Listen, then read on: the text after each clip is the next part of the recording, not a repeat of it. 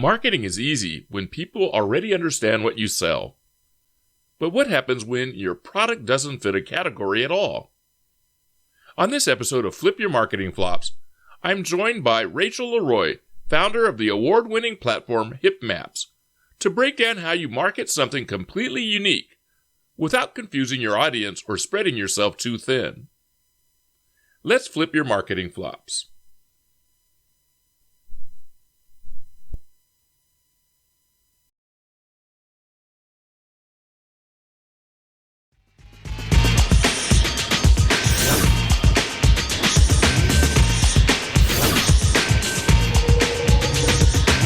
I'm your host, Joe Sayles Jr.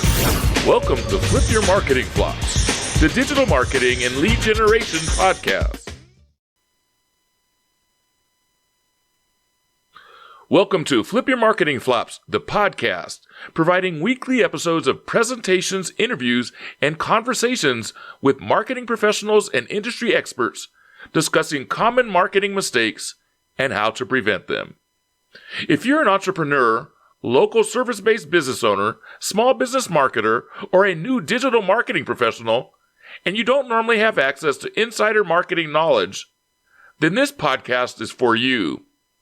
My purpose is to teach you the hacks, tips, and secrets that will prevent common marketing mistakes, saving you both time and money. Welcome back to Flip Your Marketing Flops, the podcast where we break down what's actually working in marketing and what to stop doing before it costs you time, money, and momentum. I'm your host, Joe Sayles Jr., and today's episode is for founders and business owners who've built something truly different and then realized marketing something unique comes with its own set of challenges. My guest today is Rachel LeRoy, founder of HipMaps, an award-winning custom map and interactive app that transforms how people experience destinations, events, and local businesses. Rachel's product HipMaps isn't just a map, it's a one-of-a-kind solution. It acts like a 24/7 concierge, a referral engine for partners, and a navigation tool that gets people to the right place at the right time, all inside a branded interactive experience. Rachel has been recognized as a top 10 event tech industry innovator by BizBash. She's a Meetings Today trendsetter, and her platform has earned multiple national awards for innovation and experience design. In this episode, we're going to talk about what it really takes to market something that doesn't fit into a neat category, how Rachel strategically tests ideas without spreading herself too thin, and how messaging has to change when you're selling something that people didn't even know existed. Rachel, welcome to the program. Thank you. I'm so happy to be here. It's good to talk with you. I know we've talked once or twice since we were back working together. For the audience, I'll share that you were one of my original testers of the Ultimate Lead Generation Mastery, and I appreciate that. I'm actually still learning some things from those days. But yeah, tell us about how things are going and how it's been for you the last couple of years. Well, it's been evolving as always, as business does. I've had HipMaps about 4 years, and I originally launched it with the idea of helping weddings. That was my initial idea. And so we're custom map designers, and we have a smartphone app, and it's very versatile. So through the years, we've just been helping a lot of different industries, a lot of different ways. Basically, the idea is somebody would like to share recommendations in the area. And so it could be for a sports tournament, meetings and events conference. It could be a hotel. It could be a city tourism board, and whatever it is. We design these maps, and our smartphone app allows people to see their location right on the map. So they have great idea of how to orient themselves, and they get curated comments about each place, website links, and directions. So it's really it's like a concierge service that we help people provide. That's a very unique one. Not a lot of people do maps. Right. I remember when we were first talking about it, and especially with the mindset of lead generation, the cookie cutter approach doesn't work for anybody in the first place. But I just remember you taking me outside of the box. And I had another client who took me outside of the box a lot further than typical When we first were talking, the wedding event mindset was real heavy at that time, but I think you were diversifying.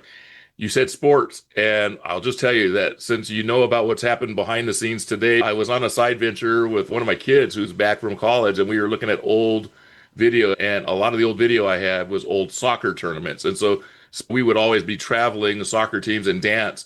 And so I could definitely see the power of hip maps for people when they're event promoters and everything, trying to help people find things to do. So I definitely see the power of that. Yes, they are such a great industry to work with too. The sports events folks, they're very hospitality minded. And so they love the idea of saying, hey, we want to send all of these parents and kids to these locally owned businesses. Sure, everybody can go to Applebee's if they wanted, but these locally owned businesses, like we can send hundreds and maybe thousands of kids and their parents to bring the business to them, and helps the parents, they don't have to be scrolling through Yelp trying to figure out where to go and what to do. And so we really enjoyed working with the sports tournaments, events folks. I think about it in Las Vegas because Las Vegas is like one of the places where everybody holds everything: soccer, dance, baseball, football. It goes on and on, the sports that came to town. The point being that I know when we left town, we'd go to places like we went to Albuquerque. When we were in Albuquerque, we're like, what are we going to do? And so my wife got to a point where she was really good at just going to the Google reviews, and she'd go there and just, as long as it hit a certain number of reviews, she says, this is the list. Let's think about one of these. But I was just thinking, if we had the maps and we had that already set up, it would have saved us a lot of headache. Huge time saver. Absolutely. And it's kind of nice that the tournament host knows, like, hey, this is the best place to get tacos. Yeah. Of all the places to get tacos, this is the best one. So you're going to have a pretty good taco if you go to their recommendation. So, it's funny. Just in starting this, and as far as we've gone in, you've already told us who your ideal client is, which is one of the things I wanted to talk about, or I like to say your ultimate prospect. You have several personas that you just mentioned, and that's powerful. When we first got together, how did you feel about that? You had one in mind, kind of, and I know you had a couple of others because you live in wine country, but how do you feel about knowing your target audience so well? It's really interesting because when I first started, so before I met you, there were quite a few business strategy folks who told me that I was trying to serve too many people. Mm-hmm. Like my versatility was not good, mm-hmm. that I should pick one lane and one industry and focus on it. And I didn't like that. And I thought, no, I can help so many different industries. So I sort of modified it, and my website shows that I can help a lot of different industries, which is so true. What I personally do is I choose one or usually two, and I market to those in a year. So I'm not spreading myself too thin with marketing. I'm targeting and really diving in. And so your class was so helpful because it really helps me figure out, who am I talking to? Where are they listening? What social media channels are they on? And what do they want to hear? What are their problems? And how can I change my wording to say, this is how we can best help? Right. So this past year, we focused on sports, which is why I love talking about sports, is because we focused on them and we were helping them so much. And we also focused on the wine industry, which is a wonderfully tasty way to market. It's one of your favorite ones. I'm sure you probably look at frequently. Yes, definitely. You just said something. I don't know if I used this when you were in the class, but I've been using this term for 30 years, going back to my school teacher and martial arts days. Did I use the phrase, the one rule, with you? I don't remember that. I have a buddy who has basically the same principle, and it's basically you focus on one at a time. And what you just described is the one rule. Your messaging, you have a lot of different buyer personas. So yeah, you're going to have a lot of different people to work with. And I think the major mistake that a lot of people make is thinking that you can only work with one. No, that's not the answer. The answer is you work with one at a time. And you I love that. All the way through that process. And then you add the next one. And then you have your basic setups. And then all you got to do is come back to it and change the messaging or the imagery or whatever, but use the basic setup that you've done after you've worked on that particular ultimate prospect or persona, and you're ready to roll for the next thing. So the one rule is what I call it. It's the one rule. Focus on one thing, do it well once, and then you can come back to it whenever you need to. I love it. That Oh, is that's fabulous. Yeah. Well, you've mentioned the class. I remember when we were first talking with you, the struggles, the concept, I know it's individualized. It's how to individualize the marketing approach to lead generation, but it takes some thought. As one of the original students, how much modification do you feel like you had to do since then to what we taught you back then? Well, I still struggle the most with a lead magnet because I can't give somebody a hip map as a lead magnet because I serve people over the world. So Yeah. how on earth could I do a hip map that would serve the whole world? So I've always struggled with the lead magnet, and what I've sort of evolved from is when I do in-person events, trade shows and conferences and things like that, I always have a enter to win a free hip map contest. And that's how I capture the leads. And they enter to win a contest, which means they get put on my newsletter list, my email list. And that is the best way for me to ensure that I have one touch with them every single month. It's a monthly newsletter. It's fun. I've had people tell me that they look forward to it because it's full of cool maps that other people have made or really interesting things. And then there's a little bit about hit maps. So it's not all sales marketing bombardment. And that's like the coolest modification I've made, is to make sure that I get people on my newsletter list so that I always have at least one touch a month. Yeah, And nurturing. And I follow, so I already yeah, know, I know what you're doing. you know, And I know your other employee, the one with four legs, so yeah, I especially appreciate it that I can follow that you're doing a lot of the things that we talked about. And the 90, what is it? I don't know the numbers off the top of my head, but there is an approach that is like 90-10 or something like that. And that mindset is, yeah, 90%. It's actually, I think, broken into three parts or four parts, but basically like 10% of your efforts in the newsletter is marketing. All the rest of it is engagement and yeah, informational, educational and informational lead yeah. magnets. When I think of things that are lead magnets, there's several different types of them, and they obviously address different parts of a funnel. Or if you look at it from a lead generation flywheel or whatever they call the wheel approach, lead generation people come into your sphere in different phases, and webinars are always a good way to get people interested, and it brings them further into your buyer's journey because it pulls them in further, faster, so they get to know, like, and trust you in a shorter amount of time. Do you do many webinars or presentations, or do you have any ads that are kind of video related that kind of present what you offer like that? Do occasionally. So I'm not very regular about it, but I do record videos and put them in blog posts on my website. I also have learned to make them very industry specific. So I am a part of an association that caters to the wine industry. So it's Yes. wine industry professionals. So I will do a post, which can be a video that is specifically for the wine industry, and I only put it on that website. So it's not, I haven't done something on like a LinkedIn webinar where it's going to be so broad. I'm going to be hitting all of the industries. I haven't tried that yet. I'm interested in trying it. Maybe that'll be my next year thing to do. But really, what I found that works for me is being very specific to Yeah. the industry. That's a great Yeah. approach, and being a part, especially if you like in your field, being a part of different associations or finding out how to get in front of those associations is really powerful. That's obviously networking and things of that nature will help you in that process. That makes a lot of sense. What is something specific, just relating back to the ultimate lead generation mastery, if you don't mind?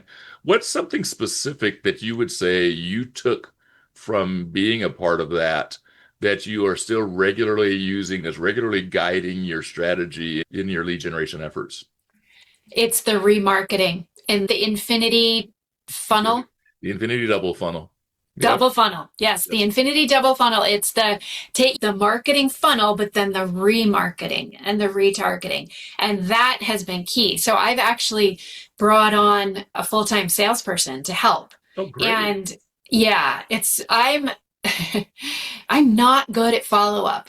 I love talking to people for the first time at conferences and trade shows, and I Yeah. get very excited about that. And then when 7 follow-ups need to happen, I just sort of don't really do that very well. So my sales guy, is amazing, and he is very good at follow-ups. And so we have in our CRM a whole system of how we can remarket to people who, I talked to maybe even 2 or 3 years ago, and it works. I just had a conference hip map sale to someone that we first talked to 2.5 years ago. Wow. And it's all because we kept staying in touch. In addition to that once a month newsletter, it's the personal touch, the, hey, we checked your website. We see you have a conference coming up in February. Yeah. Remember, we care. exist. You care. We know. Yeah. And you said, Yeah. particularly, you said 7 touches. So 7 Yes. touches. Did you know that beforehand? I got that from you. Okay. I was like 7 touches, because 7 touches, 7 and 8, depending, that's very specific. That's the minimum they say statistically. And then I remember like Adidas and Nike, I think it is, they like to touch even more. And I just remember going through this, who touches how frequently, and relating it to different industries over the years. But yeah, digitally, definitely minimum. They say the PowerPoint is starting at 7. And, I'm like you, it's like first time, great. After that, hopefully automation or somebody will do it for you from the company, Exactly. Yeah. Yes. So you're easily bringing me through a lot of the things I wanted to ask you about. And I knew this would be like this. It's kind of cool. So nowadays, because you're applying the one rule, where are most of your leads coming from? Are they coming from what you're focusing on at a particular time, or what else is happening since you do have the nurturing sequences in place? Where are they coming from? Because you do serve many, many different, personas. Yeah, they come from 2 main places. So the first one is the one that I enjoy the most, which is in-person trade shows, conferences, exhibiting, that kind of thing. And I do several a year, and I really enjoy the in-person. And it's a huge investment to have a booth at a trade show and travel, wherever it is in the country, and hotel and that whole thing. But when I get 200 leads in 2 days that are not just warm, some of them are very hot because they've talked to me and they've met me and they've met my salesperson, and we've had interaction where we can brainstorm in the moment. How can we best, what do you do? Oh, we could help you with this, that, the other thing. That's huge. And it's been worth the investment. Right. Essentially, I would say cold to lukewarm leads that come from associations that we belong to that have a membership directory. And so my sales guy will go through the membership directory, sort of check them out and say, I think this one would be a really good fit, and do essentially a cold reach out. Yeah. But it's lukewarm because it's like, we're both part of this association. Right. And that has turned into sales. And it comes with a much smaller investment dollar than exhibiting. Sometimes it doesn't work. And we've learned that some industries, it doesn't work at all. Right. Some industry, like the wine industry, you have to almost entirely has to be in person first. They don't want to talk to anybody they haven't met before. Right. And that's perfect, because every industry has its own way of working, and its own personality and everything like that. Yeah. One of the values, though, that a lot of people lose sight of, because I'm a paid advertiser, I always think like this, is, they always say the power's in the list. And I remember there was a time when I was really trying to grow my list specifically. And since I know I can do it so easily, I kind of put it on the side and I don't focus on it as heavily as I should. But the point is that the power of the list is beyond the list and emailing. It's having the audience that you create from that list and being able to segment it and serve that back if you're ever doing paid advertising. And it doesn't always have to be paid advertising, because now with the way AI is working, if you have that list and you have it segmented and you can see that these are the ones, and you have it tagged that these are the best and these are the ones that purchased, these are not, but these were lukewarm, or whatever else, you can serve those to AI engines and get even more information that'll help you. In fact, that's going to bring us to something here in just a second about AI, the power of AI. And I can't believe we are probably getting close to 20 minutes into this interview already, but this is what I expected, and this is why I asked to reach out to you and let's get moving this direction. Well, let's go straight to AI. With AI, how much are you applying AI into what you do, and how's it affecting you with hip maps as a whole? Everybody else is feeling the influence. Some people have ignored it. Some people are using it. I was one who tried to ignore it because I try always to stay away from shiny objects, but I also knew that AI, it wasn't focused on and called AI, but I've been using the power of AI since 2014 in digital marketing and in paid Yeah. advertising. So how is it affecting you in your business? I'm using it mostly for content creation, idea generation, sort of the business side of my business. The graphics, I'm not using at all. Right. So I have a graphic designer who's also an artist, and his graphics and his designs are amazing, and our clients absolutely love them. He will occasionally incorporate AI, like maybe he needs to design the skyline of Milwaukee, and he'll use AI to try to generate it in the colors of the client that the client wants, Right. something like that. But it's still, he's the one that's putting together all of the images. Anytime I've tried to do AI image generation for our hip maps designs, it's just a disaster. It's terrible. So that's not applicable. I think it would be. No, no. And I really, it's also really nice to tell folks when we're talking about hip maps is we have a real live human designing this. So you are getting a very, very personal touch here. Right. We Right. are not farming that out. But I think it's so fantastic to be able to say, hey, I want to share this map that somebody else made. Can you write 2 sentences about it? And I never just take it. I always have to put it in my own voice more than they are. That's because we're But from it's a really generation that helpful. knows how to do that or understands the power of doing that. Definitely. I see people and I hear it because I go to different channels. Like, for instance, I'll look at articles on Reddit as an example.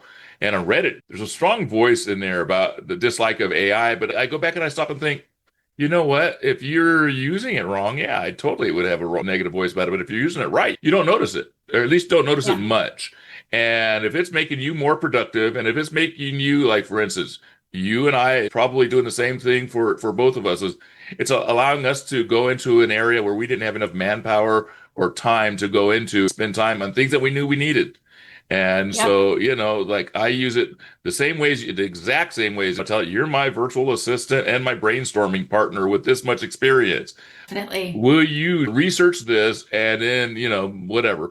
And then also after that, I get everything summarized and then I'll ask it, like for my podcast, for instance, provide me show notes, provide me some social post ideas, provide me with titles and all these different things, my blog post, my script for my podcast, even in Yeah. the research stage. Because, you know, first of all, I've learned how to train it so it sounds like me. So it's like when you do that, 60, 80% of the work's done. And yes, I'm old Hmm. school. I was an elementary school teacher. I know to read everything, so I'll go back and I'll look at it and I'll read through it and everything. But by the time I've trained my platform, it comes out pretty solid. So, Yeah. and You it saves know, a lot of time and energy.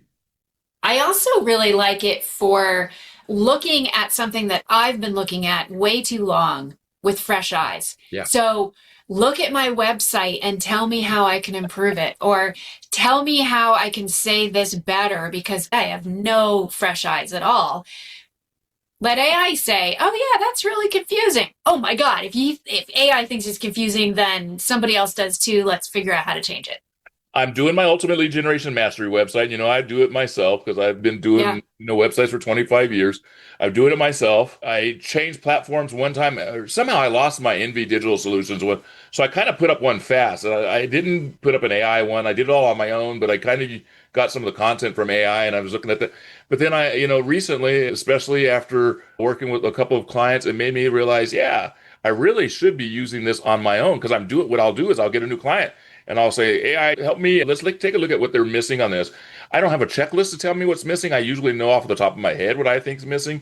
But, AI will the support that I get from it is that it will at least look at it and it'll tell me all these things that I'm like, oh, dang, it had 10 things. I had 8. What's the difference? You know what I mean? And so I don't Yeah. miss any of it. For things like that, I love it. For Yeah. outward facing things, I make my own videos. The software will grab clips from videos or from interviews like this, and it'll suggest some, but I'll go through it and look at the transcript and go through it and then go back and say, hey, grab this section or whatever. And I like it for that. Yeah. But that's Yeah. good to hear. Interviews, do you ever have the opportunity to get in front? I mean, you're obviously interviewing with me, but are you doing a lot of interviewing and getting in front of it so that you can put out interviews with people? When I first started Hitmaps, I was doing a lot of podcasts and interviews, and I think it's just something that I've haven't been saying that I want to do, so it hasn't been showing up as much. Right. But I love doing these. I love because I also, on the flip side, love listening to other people share their little tidbits, and hopefully somebody's going to listen to this conversation and say, oh, "Wow, they just, we're going to spark some ideas for them that they would not have normally." Right. Received. And that's just the best thing. We're all sharing our wins and our challenges and our ideas, and what worked for me might work for somebody else too. Yeah. I Yeah. love that. But especially if you share your mindset of how you went about making things slightly different or whatever.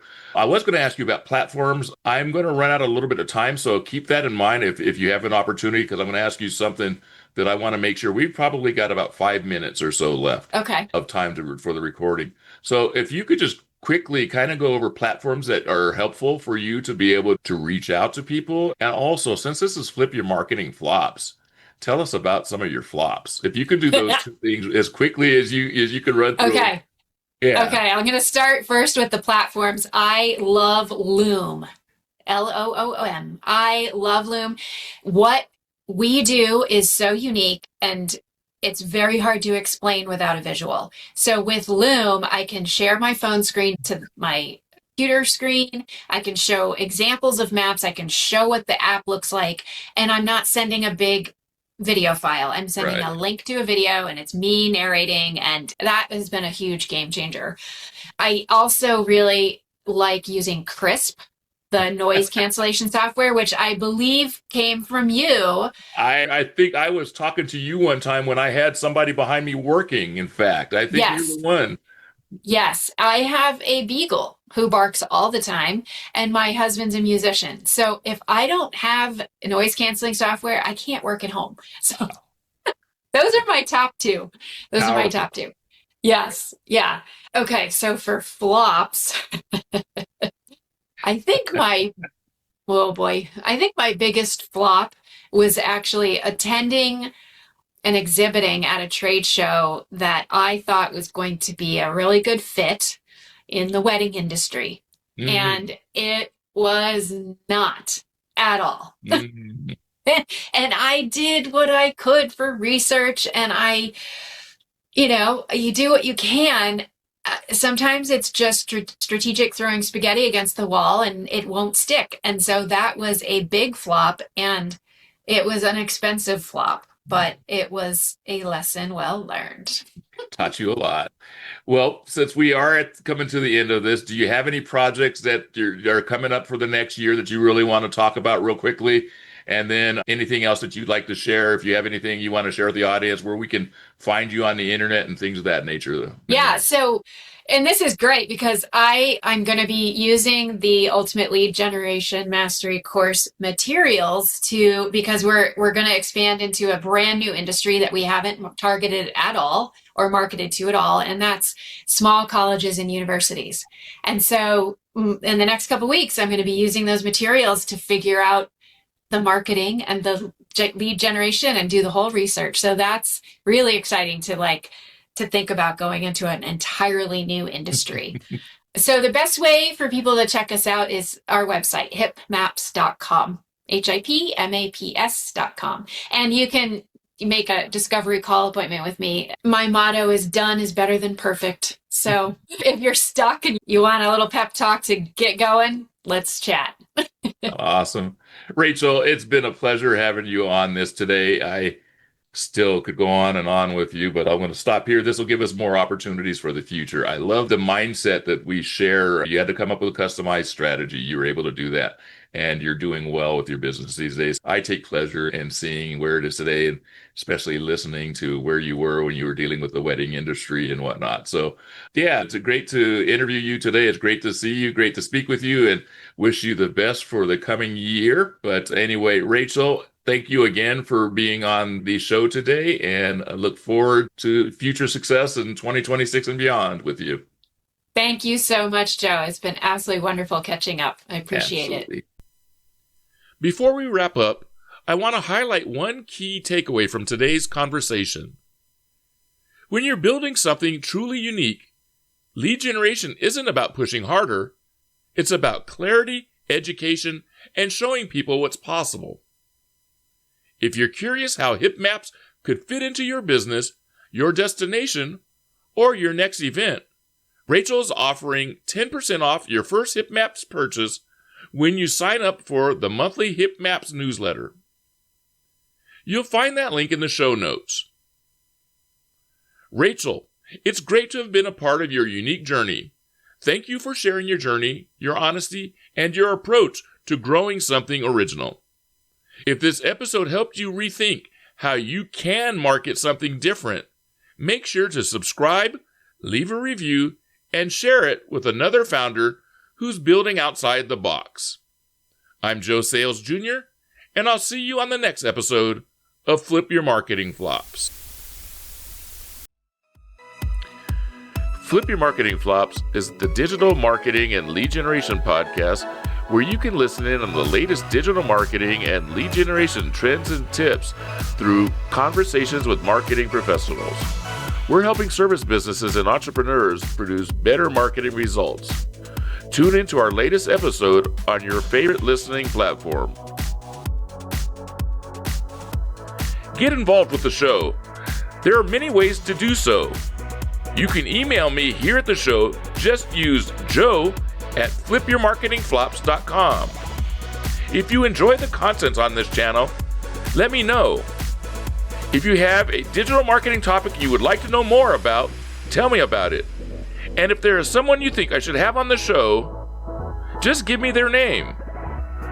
You are crucial to the success of this show, just as I want to be helpful in the success of your business, and I want to give you information you want to know about. So be sure to subscribe to this channel, hit the like button, and comment below. For more information, visit flipyourmarketingflops.com. Remember, every marketing flop is just a lesson waiting to be flipped.